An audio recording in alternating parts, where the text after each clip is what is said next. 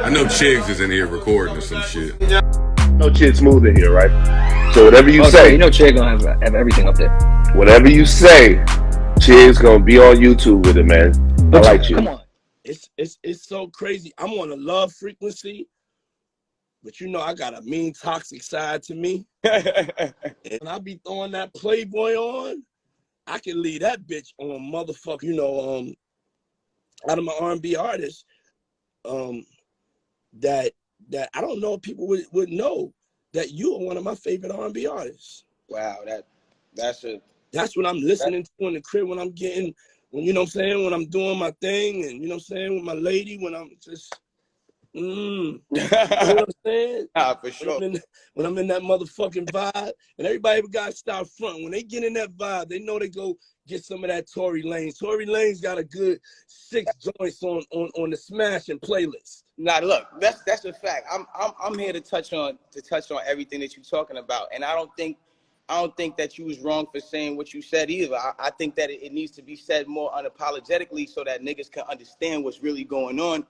The reality of the situation is like you got artists, even like Summer. And by the way, before I even say anything, Summer, I love your music. I love her, everything about her art, her creativity, and like her rawness, and just like everything about her. And like even like how she's saying, I would love to put out this type of album, but I don't know if anybody will listen to Summer. I promise you, me by myself will make that shit go platinum. I'll listen to that shit 100,000 times. My thing is just like, it's not that R&B is dead. There's incredible artists out. There's incredible R&B artists out every single day. The problem is the culture of R&B is dead, and that's just what it is. Like you got a lot of because you know we're in a time where there's a lot more controversy and a lot of a shock factor and stuff like that. They highlight in the moments when the OGs is beefing with the young niggas and it's a king of R&B thing and or the competition moments, and it's not really about who's making great music, which OGs is leaning down and making music with the young niggas. The state of where we're at with it, and even like just people in general that love R&B. It's not that we're saying, you know, there's not good R&B out. There will always be R&B out. Yeah. The problem is right now is that I think down the line there started to be this thing where it's like, yo, I can't do R&B unless it's as raw and rugged as what I'm hearing outside. And now it's like this thing where it's like, it gotta be toxic. Yo, as a nigga who started and been doing this toxic shit for about 8-9 years on the R&B, it don't gotta be toxic, my nigga. I wanna hear about love again. I wanna hear about, you know what I'm saying? I wanna be able to, there's not a moment. The problem is like, I feel like there's not enough moments in R&B now. There's not enough times where we able to be. There was always a moment in the club when you used to be chilling with your girl or something, and you reach for her face and you singing the music in her face, and there's not the moment for that no more. You feel what I'm saying? So it's the culture of it that I think is dead. It's not the. I think there's incredible artists out right now, but it's the culture and it's the direction and where we're going with it. It's only going to a place that's like this dark, like not about love thing where it's just about and then, you know what I'm saying? And I'm a nigga who make that type of music, but I'm even saying like, yo, I'm even like at a place where it's like I want to do something different. Hence why my last project was Alone at Prom, and it was nothing like anything that niggas was doing, because I was like, yo, you know what? Fuck these niggas. It's not like niggas is playlisting me anyway, nigga. I'm just drop my shit, niggas. do. Fuck these niggas. And from that point on, and I'm gonna let every artist notice, and every R&B artist notice, the second that I decided to say, fuck this shit and fuck what you niggas was talking about, I'm gonna drop this. I'm gonna go all 80s on niggas. I'm gonna do some shit niggas ain't even doing. Right. That was the moment that people looked at my music and were like, yo, this is some of the best music that you've ever released. And if I didn't take that time and I didn't take that moment to say, yo, fuck it, I'm gonna be fearless, it wouldn't be nothing for niggas to look at and be like, yo, I'm gonna be fearless too. Yeah.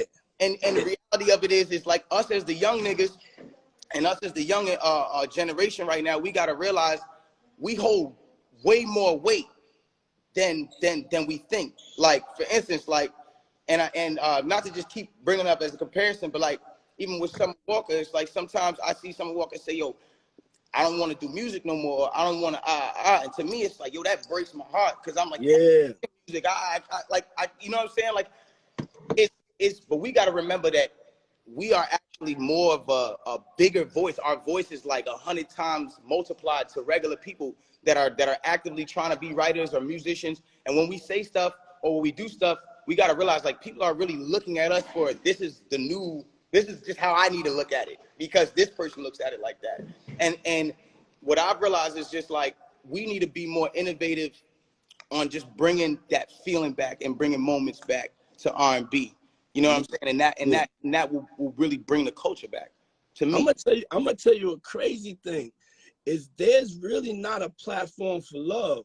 The way they got this algorithm programmed, they just got it really programmed for like, you know, not a balance of love. You know what I'm saying? So thinking like about an artist like you, and you got a record, a love record, it's almost like, and you bearing your soul to a woman, it's not even a place. Then a playlist may not even put you in playlist because your shit got too much love in it. You know what I'm saying? For real. That's what I'm trying to say. Who is controlling the frequency and the vibration? Because there's fear that's in the air about being free. You're a certain type of cat. I want to say hero fucks a lot. You know what I'm saying? So, but you got to think about other people that have the talent that's just stuck in the studio like, oh my God, what I do? I can't sing what God gave me in my voice to sing. I'm outside. I'm in the studio sessions with niggas all the time. And sometimes I'll go into an OG nigga session, like one of the big R&B, I'm saying no names or nothing, but I'll go into like one of the niggas from our time and it'll be like, yo, I can't wait to make music with this nigga. And this happened countless times.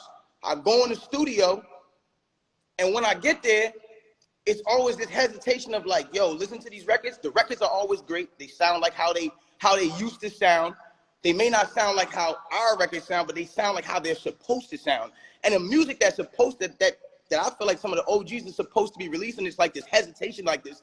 It's like, yo, nah, I'm out of tune with what you're doing. I want to do what you're doing. And I'm like, nigga, I want to do what you're doing. The fuck are you talking about? But what niggas don't understand is like, we're only doing what we're doing because I feel like some of the OGs never really leaned down to show us how to do what they did. It just became this thing where it's like now the OGs want to, it's just like, nah, if our shit isn't dark and toxic, then it's not going to go right. Yeah. It's like, nah, nigga, we need the advice. We need all of the 2 cents that you have that shows us how to make records, that shows us how to do harmonies again, that show us how to make shit sound great.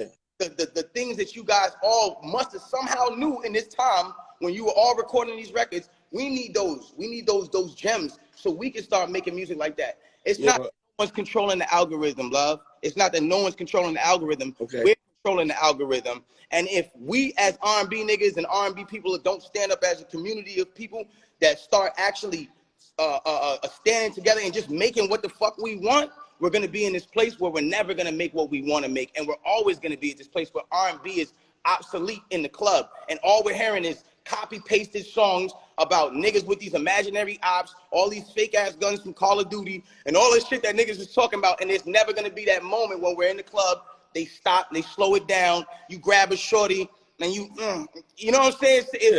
There's not that time. You know, so the innovation has to be re-brought out from not only the OGs, but even us as the young generation of all of us doing R&B. And niggas got to do this one thing too. The R&B niggas is bougie. Stop that shit. We all need to work together. The problem is there's a lot of bougie shit going on. Because it's only some of us out, it's like, nah, I'm competition with that nigga because it's a scarcity of us. But that's really what the problem is. Back in the day, you had the niggas jumping on songs with each other. You know what I'm saying? You had moments. There's no more moments. There's a lot of bougie.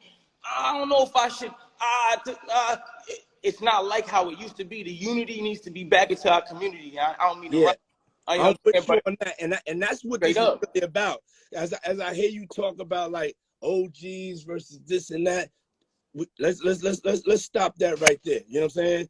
Because everybody got something to learn something from no matter what age you are or what era or whatever that you came in.